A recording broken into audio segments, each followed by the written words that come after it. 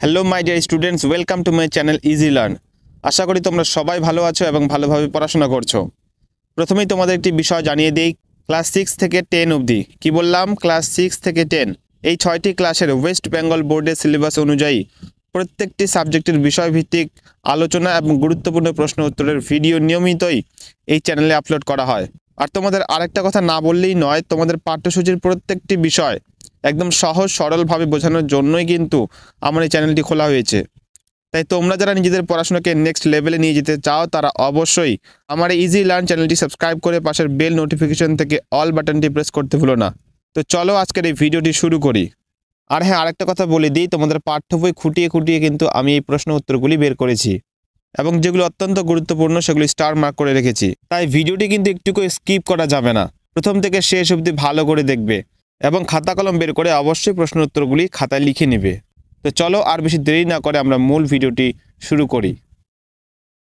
Class 8-এর ভূগোল বইয়ের 1 নম্বর চ্যাপ্টারের যে প্রশ্নগুলি, তার প্রথম প্রশ্ন হলো পৃথিবীর ব্যাসার্ধ কত?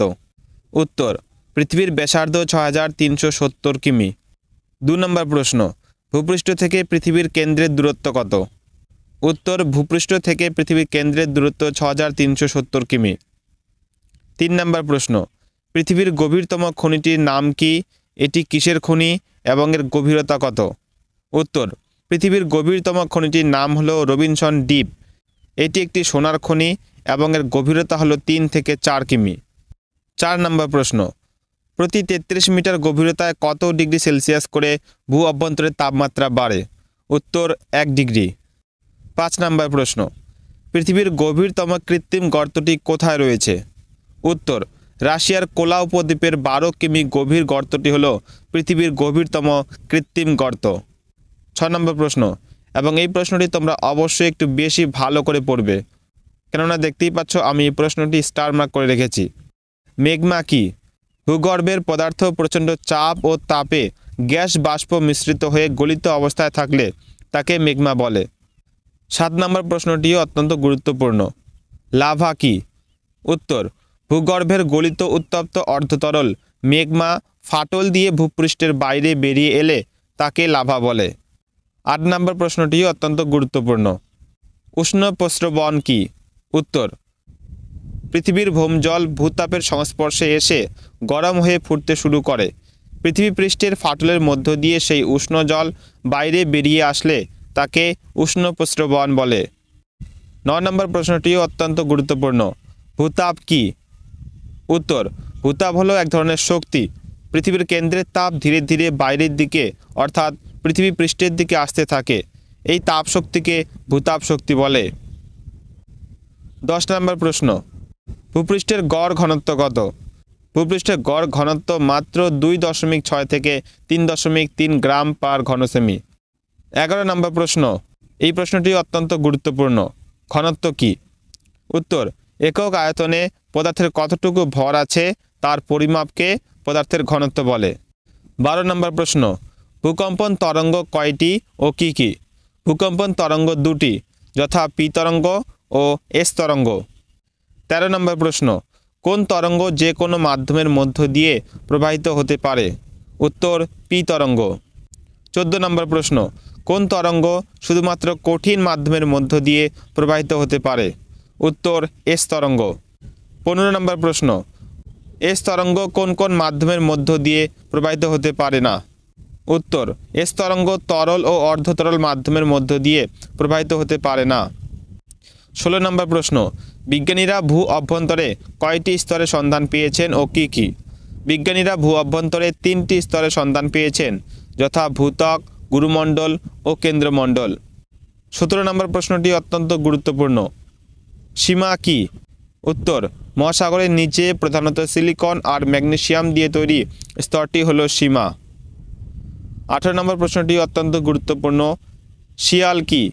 উত্তর, মহাদেশের নিচে প্রধানত সিলিকন আর অ্যালুমিনিয়াম দিয়ে তৈরি ভূত্বকের ওপরের স্তরটি হলো শিয়াল।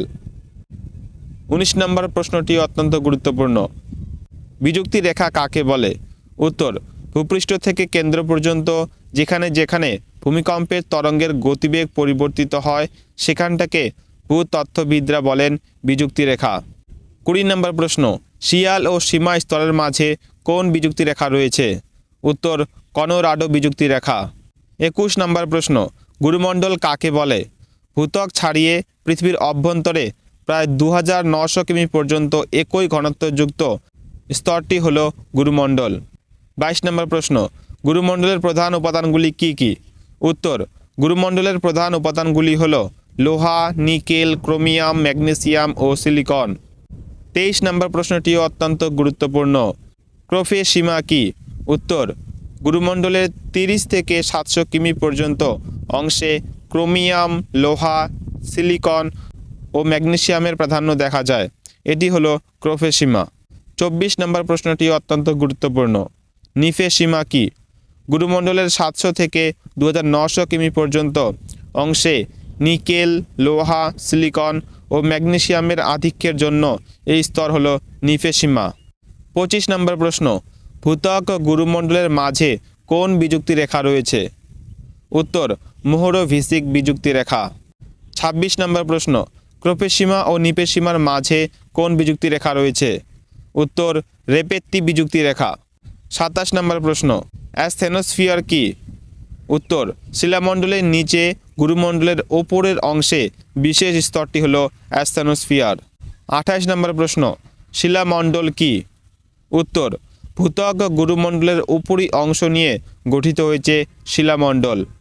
19 নম্বর প্রশ্ন, নিফে কি? উত্তর গুরুমণ্ডল স্তরটি অত্যন্ত ভারী নিকেল আর লোহা দিয়ে তৈরি বলে একে নিফে বলে। 30 নম্বর প্রশ্ন, গুরুমণ্ডলকে কয় ভাগে ভাগ করা হয়েছে ও কি কি? উত্তর গুরুমণ্ডলকে 2 ভাগে ভাগ করা হয়েছে, যথা অন্তঃকেন্দ্রমণ্ডল ও বহিঃকেন্দ্রমণ্ডল। 31 নম্বর প্রশ্ন, গুরুমণ্ডল ও কেন্দ্রমণ্ডল এর মাঝে অবস্থিত বিযুক্তি রেখাটির নাম কি? উত্তর গুটেনবার্গ বিযুক্তি রেখা। তোমাদের 22 নম্বর অ্যান্ড লাস্ট প্রশ্ন হলো, অন্তঃকেন্দ্রমণ্ডল ও বহিঃকেন্দ্রমণ্ডলের মাঝে অবস্থিত বিযুক্তি রেখাটির নাম কি? উত্তর লেহম্যান বিযুক্তি রেখা। তো এই ছিল তোমাদের ক্লাস 8-এর ভূগোল বইয়ের প্রথম চ্যাপ্টারের সমস্ত প্রশ্ন এবং তার সঙ্গে উত্তর। তো আশা করি আজকের এই ভিডিওটি তোমাদের অত্যন্ত হেল্পফুল হয়েছে। তো ভিডিওটি ভালো লাগলে অবশ্যই একটি লাইক করবে এবং তোমাদের বন্ধুদের সঙ্গে ভিডিওটি অবশ্যই শেয়ার করবে। তো দেখা হচ্ছে নেক্সট এরকমই অন্য কোনো পরবর্তী ভিডিওতে। ততক্ষণ সবাই ভালো থেকো, সুস্থ থেকো, আর হ্যাঁ, চ্যানেলটি সাবস্ক্রাইব করতে ভুলো না কিন্তু।